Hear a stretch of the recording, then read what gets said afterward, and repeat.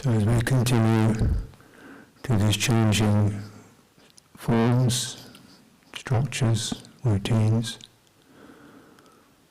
as life continues with its physical illness, health, vigour, strain, energy levels, tired, bright,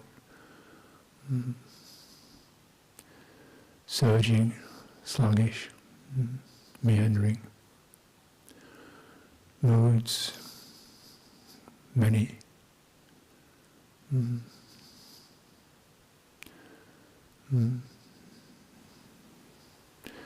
sense of purpose flickering, sometimes strong, sometimes wavering, memories sometimes difficult, uncomfortable, sometimes bright, and scenarios, how we see ourselves happily, contentedly, cheerfully faring on, or concerned, can I do this, how long for, doesn't fit, what seems best, There's a lot of things, conditions change, as they say, in all directions. Sometimes even directions we never really imagined existed.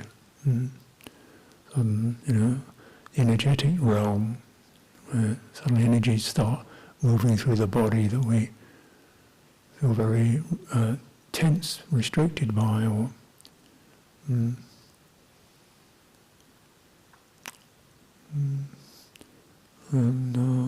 mysterious. We have all the ideas, the books, the teachings, and yet something's not working. We can't. So I think what remains, for me, is always something to keep an eye on, keep the light on, is path. It's the eightfold path of what's your path. What's the path beneath your feet? If you like, what's the path where you're on right now? Within those broad boundaries of eightfold, or if you like, sila, samadhi, panya, threefold, simpler.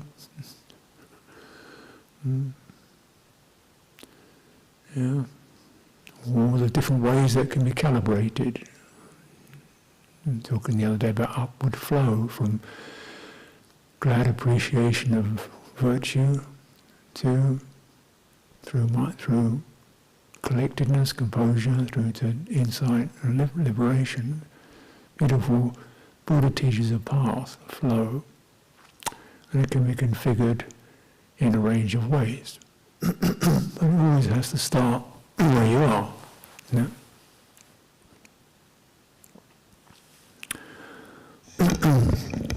So, naturally, because we have to listen to these teachings come into our thinking minds, obviously, words, ideas. So that's the organ that gets energized. But it's only really a part of what's going to move, what's going to shift. In fact, it's a almost subsidiary. It's just a tracer, and really the path is moved through by the citta, not by the thinking mind. Thinking mind points and it begins to quieten down. Then you've got to move through the citta, through the heart, through something that's non-verbal, felt, sensed, not just in the obvious way of physical sensations, but inclination, energy, aspiration, and with remembering, refrain, this is for one's welfare. So that reminding the citta, seek your welfare, however that feels for you, what's comfortable, what's sapaya, what's appropriate, what's sapaya. So when we think of path, you can think, it's straight ahead, but, so sometimes you can't go straight ahead, the highway's closed, and if you can't go straight ahead, at least go the pretty route. Because the beautiful route is beautiful. Beautiful in the beginning, beautiful in the middle, beautiful in the end. So you just go the beautiful way. Virtues dear to the noble ones. Joyful wisdom. This kind of simple refrain I picked up for my 3-month self-personal retreat of the year. Virtues dear. Cheering, gladdening, comforting, brightening, joyful wisdom, not frantically thrashing away, but a sense of that, let's get clear of this fog. When there's joy, you can do quite a lot of work with joy. But if you're straining, everything is difficult. So joy, learning to take joy, gladdening the citta, brightening the citta.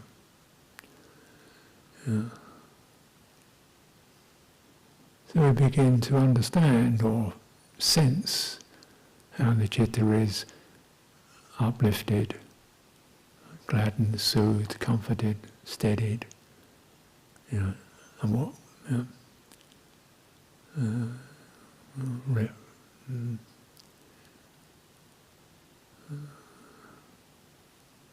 and these aren't necessarily ideas or topics or thoughts, but perceptions, senses. So the perception of silence can be deeply comforting, or it could be feel nervous.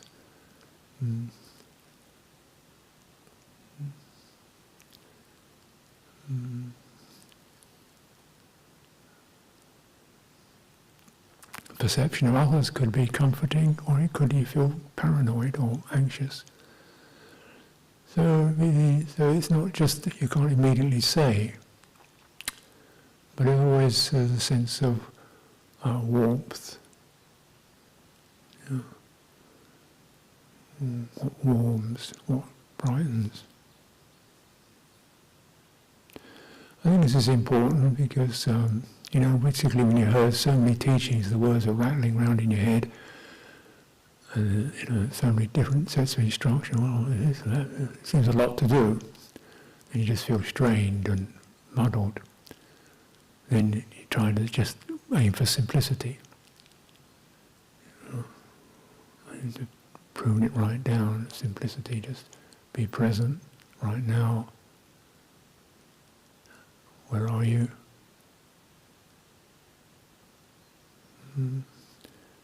When you can't go forward, go home.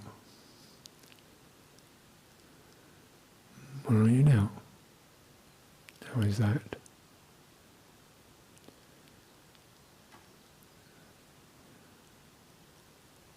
Settling. Because the understanding is that really if we go right home, the citta's home, returns home, its energies kind of subside in going out, in volition, in doing, in getting activated. The sankhara subsides, and something beautiful in the unbinding of that, in the subsiding, something beautiful. And so learning to subside the volition, the intentions, to quiet them. I think very important to recollect that, because certainly I think one's instinct would be, maximum effort. But effort is a multifaceted thing.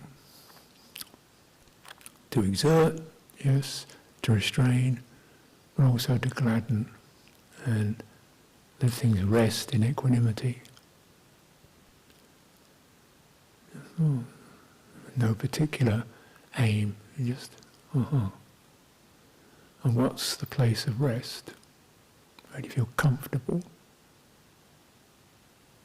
When you go home, where are you?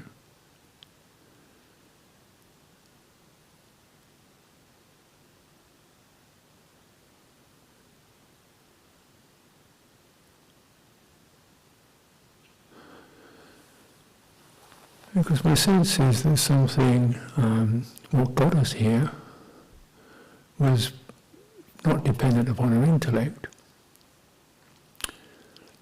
You could probably learn much more Buddhism in a university than you will here. You don't have to be an expert in Buddhism to practice. I mean, some of these forest ajahns barely read any suttas. You just have to know your citta, feel it, sense it, see through its deceptions and tricks, and keep returning.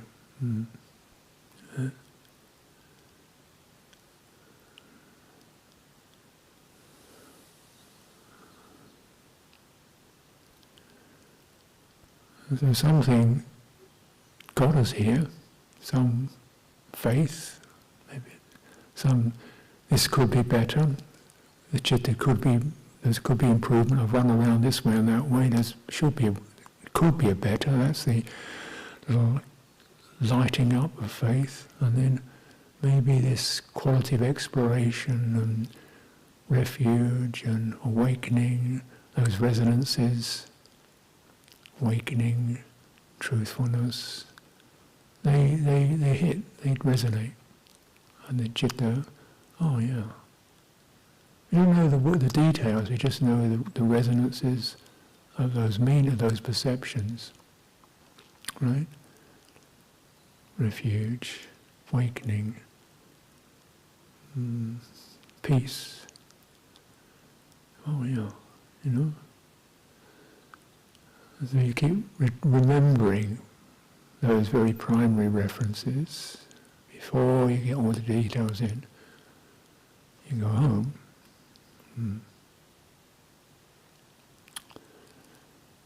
And how one can get a lot of action, a lot of understanding, and sometimes just it's not. We've lost touch with something more original.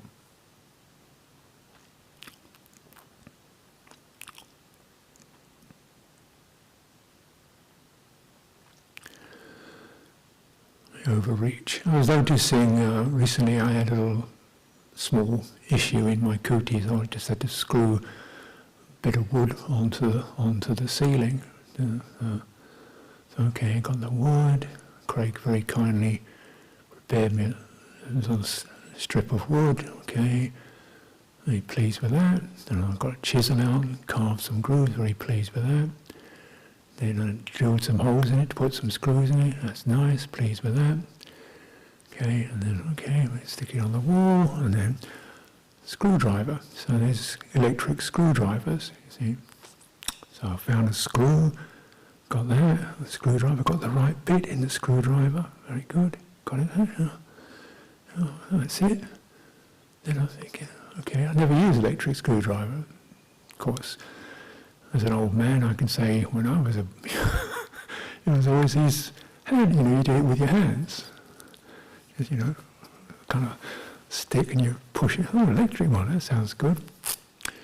So I stick it in the wall, stick it in the ceiling, put the screw in this bit, drill away, and it's not going in. That's funny. So I keep pushing, really push hard. It's still not going in. That's strange. Maybe there's some metal behind it. No, it's wood. Drilling, push, not going in. Oh, that's funny. So then Catania looks and he says, Ajahn, you have to switch the switch to drive in rather than unwind. The moment the screwdriver is programmed to unwind the screw. So I've been using an unwind direction. I was trying to drive the screw in. Ah, yes. Memo. Examine the tool before you go any further. So examine. Come back, where are you going? Driving like full speed and you're using the wrong direction.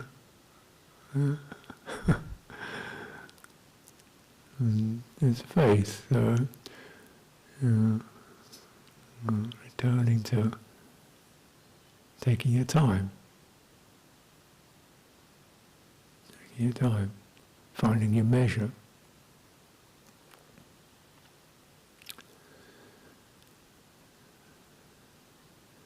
And some of this sensing, this chitta sensing, the spirit of Kalyanamitta, not looking too much at the personalities or even the words, but just the presences of other contemplatives, other practitioners, in the field of blessings, the field of goodness. Yeah, obviously people have their quirks and difficulties, but this is good intention here. You can sense it. Something you feel comfortable with. So the citta has that sensing capacity. It's like an external sense, which means it senses what's around it. And it's not physically or sensorially, but if you like, emotionally or energetically. In terms of subtle energies, you feel the warm-heartedness or the generosity, even when it's not being verbalized. In fact, sometimes those who speak it are not necessarily doing it. You pick up that, and it wakens the citta's sense in that respect. This is the what needs to travel, that which can sense and appreciate the qualities of virtue, encouragement. And this is often lost, particularly in societies where relationship is extremely limited, where we're just heads, getting to work, going to school, learning things in our heads, and we forget to sense that, perhaps what's sensed around us is poisonous, or you just withdraw. People call it being shy or withdrawn. What happens is the external sense of the citta just retracts because it's not safe or comfortable or fruitful out there. So we can live in these rather shriveled states and then highly internalized, highly intense internally. And then the internal sense of the citta becomes too congested and full of thoughts and doubts and worries and passions and fantasies, and so we can live completely internally. And we think, well, that's where you meditate. No, that's what you clarify, but you have to get the whole thing, not just an internal. You don't cling internally or cling externally. You maintain the balance of how they all come together.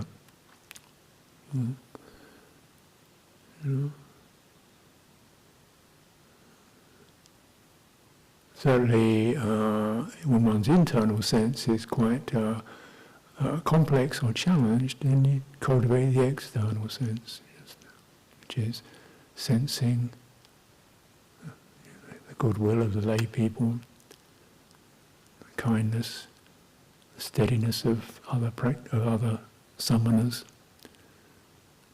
And in fact, when you tune into the citta, it can be summoners from 5 years ago, because the citta doesn't operate in terms of time. It operates in terms of sanya.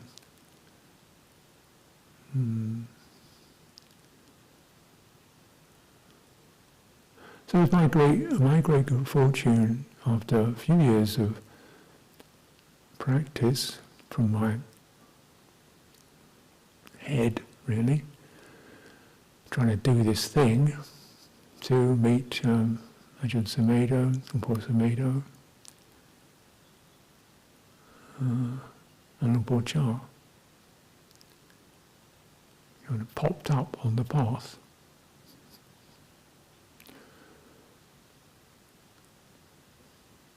So just being with both of them, I whatever parami or merit I have, seemed to mean I could actually pretty immediately have whole undivided attention from first Lumpur Sumedho, just not because it just happened. About 2 or 3 hours. And it was just, he was saying a few careful, reflective things, but it was the presence, the sense of stability, warmth, gentleness, firmness that wasn't hard, like a firmness of confidence, and an inclination that wasn't kind of pushy, but was gently encouraging, gladdening, reaching, kind of, so you could feel that. And this was like, what did he say? I've forgotten.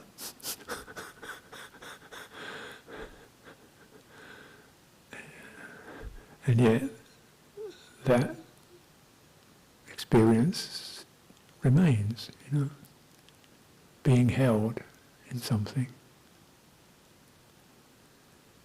And, kind of where I was at, I was expecting some master to kind of tell me what was wrong with me, or right with me, or I should do this, or I should do that. And it was, no, it was just, wherever you are, it's just encouraging you.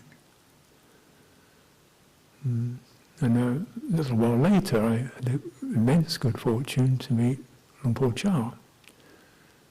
And, if you can get a brief biography of Lumpur Cha, you think, my goodness, this is formidable. When you learn the details, just the resolve, the effort, the energy, the determination, and the ability to endure, it's just, and no way I can't match that. No way. Totally beyond my reach. And so you feel a bit nervous and even kind of slightly frightened, intimidated. This kind of immense being. But then during the short time that I had, when he was around in Britain, I think I was probably the only one, I don't know particularly, that he specifically, on a one-on-one, directed his attention and talked to. Mostly it was in groups, 2s and 3s, or whatever. But the occasion came when it's just kind of in his room, and I was kind of thinking, uh-oh. And it's just this, and of course, because his English was minimal, my Thai was minimal, and somehow, despite all that, the transmission of warmth and encouragement and was so powerful, it still stays with me today, and I feel myself deeply moved by the generosity and the, of the thousands of people, I don't know how many knew, to give that undivided time to someone who couldn't even speak his language, pretty confused, uptight, tense, and just making you feel holy life is beautiful, warm, funny, rich, profound. You're in it. Let it take you, Mm-hmm.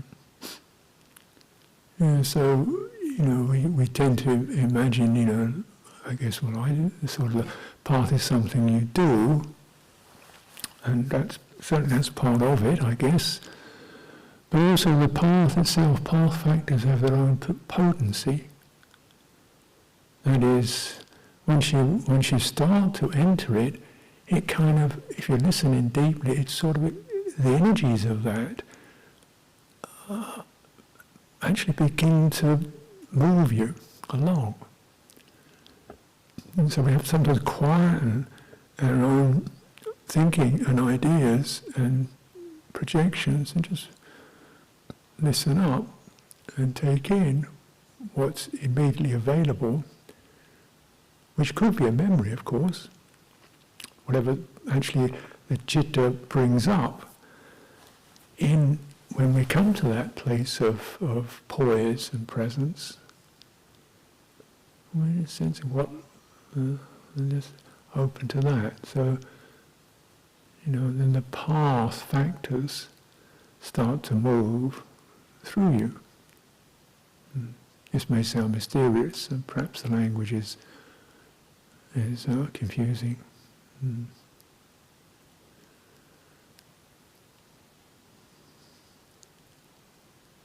But if you even just intellectually consider it, if there's this sense of anatta is so fundamental, and the sense of the individual identity is something that's seen as so tricky and hazardous, who's doing this? All this stuff. So we can, and it's about dismantling, deconstruction, unconditioning, not just unconditioned, but dismantling structures. There's a sense in which the faith to be able to let go of the known and the planned and the conceived and the sense of direction and open. And listen, the receptive sense. The citta has volition, in other words, it can send things out, and we often are doing that, but it also is attentive, it's receptive, it has awareness, it has knowingness, it can take in, and this is also a fundamental aspect. And certainly when I started to live under Sucitto, then at first I couldn't get what he was talking about, because what I was doing in meditation was following a particular system of focusing attention on this point and that point, and then tuning into this and maintaining that. And he didn't do any of that. And what are you supposed to do? He says, well, just listen to how it is. He says, huh? Well, what are you supposed to do about it? Well, notice things arising and passing, and he's still saying it.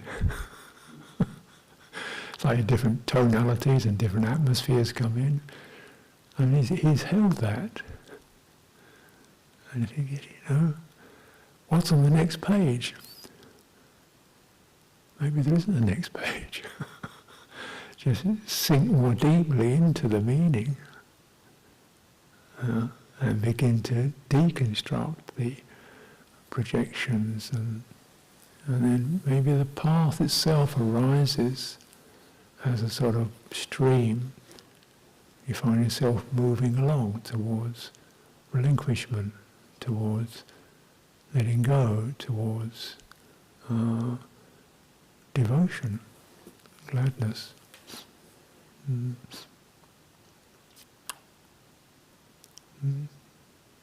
And towards bringing forth what's beautiful for others, the great heart.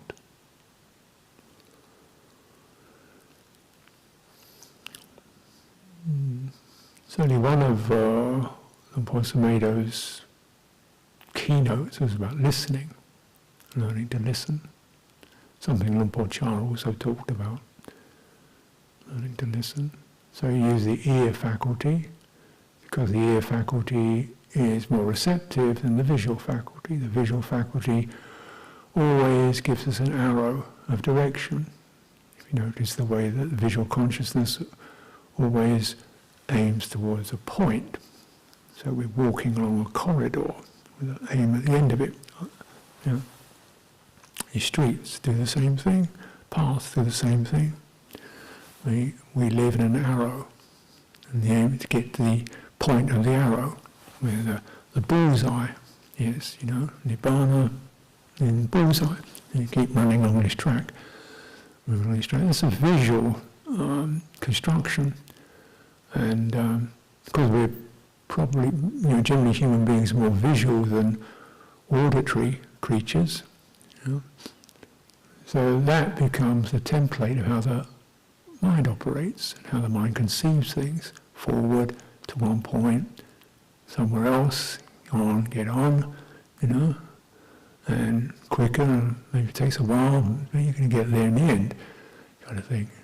So that's we don't even think it. That's the kind of assumption we make. Probably our language does the same thing. As soon as you think of path, you think of, end of it.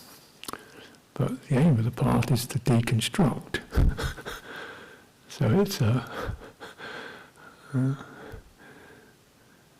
deconstruct that model, perhaps, suggestion. So you come to the listening mode, slightly different, because the listening is global. It's not, you don't listen in front of you, or you listen all around you. It's a global sense. There's a sense in which when you tune into that, the citta moves into overall rather than directive, and listening and receiving impressions. And the citta moves into that, And so Lumpur Sumedho particularly made a big thing out of listening deeply to the base of hearing consciousness. Sound of silence, he called it. I call it listening to listening. So you can turn it back to that.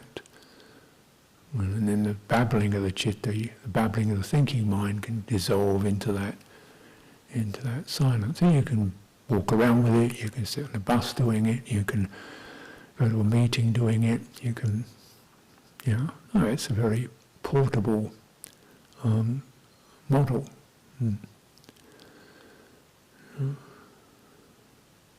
So I practice with that. I found that bringing it into the bodily sense, so I tend to listen with the body rather than the ears. It's not quite the same thing. It's like what I call the exteroceptive sense and the interoceptive sense. So the body senses, you come to the edge of your skin. Particularly when you're walking, this is useful, because walking definitely goes very visual without even acknowledging it. We walk on paths, straight paths.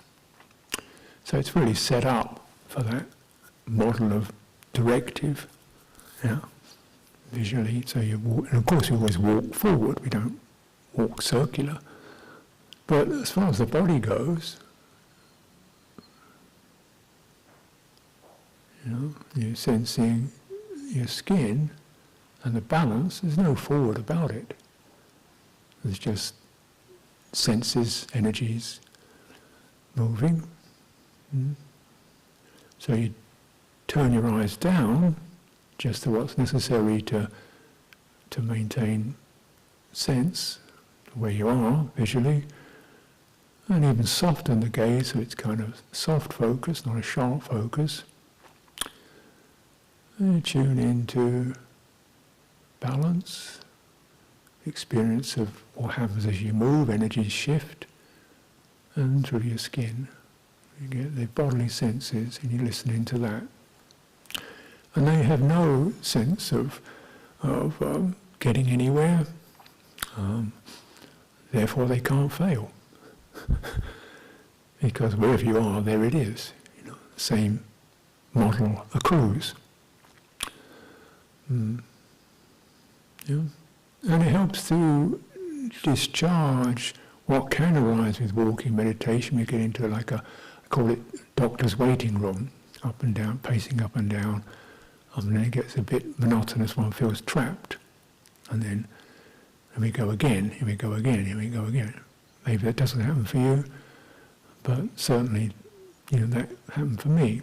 There's this sense of, feel caged in by it. And then the mind doesn't want to do it, it wants to break out. And just coming back to the quality of movement, how the tissues, the proprioceptive sense, how the body synchronizes its movements. So it's fluid, comfortable. Fluid and comfortable. And the arms, and it's the whole body. Because if we contemplate the whole body in walking, then certainly the shoulders, the whole torso also participates in maintaining the balance of the body so we don't fall over. And you don't have to do it. You have to relax the aim and the intent and the ideas of feet and legs and path, and just let the body find its way. I found that particularly helpful when I lived in the forest, going back to the forest when it was dim or dark. We can't see very much. And just walking, sometimes I have to walk quite carefully, and maybe even not use a lamp, just sensing, and everything comes alive. Oh yeah. And there's a certain joy in that, because the body has to most subtly, I say vibrate, but suddenly be energized, because it's asked to wake up. And the citta can sense that.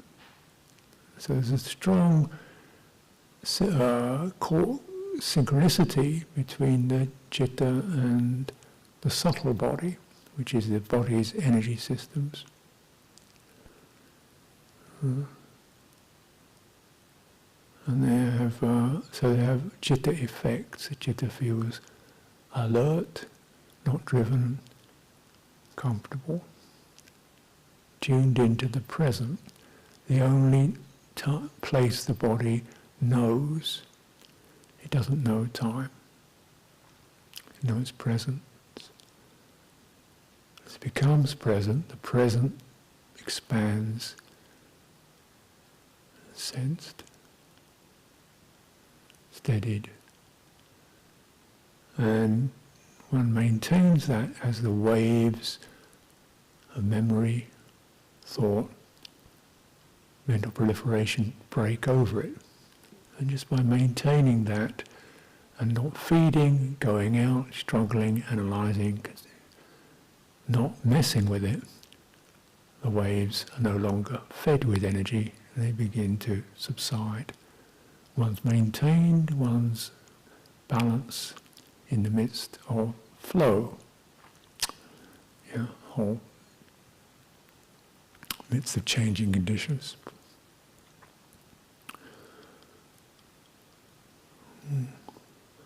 So one can listen that way, receptively. I found when I first practiced, I didn't do any chanting. I had to learn chanting. And as I learned chanting, I kind of started to study Pali, and particularly the pronunciation, the stressing, the way the Pali language is formed. So I take time to study pronunciation, particular short, long, stressed, unstressed, quite simple. And then the chanting, well, it actually is more like a musical experience, not just presenting information, but a sonorous. And you could, listening to it, you could feel the resonances in the body. So I tend to tune into the resonances in the body, kind of let the words come out, sometimes not even get the words, but just get half the words and let it build up, but maintain the sense of the resonance and the flow, and let the words be built upon something that you can feel, not just think. And that has an effect of devotion. It opens the heart. And again, there's no going forward or backward. Devotion is a beautiful celebration of sacred presence. And we can put the Buddha, we can offer that to the Buddha, we can bring Buddha into that.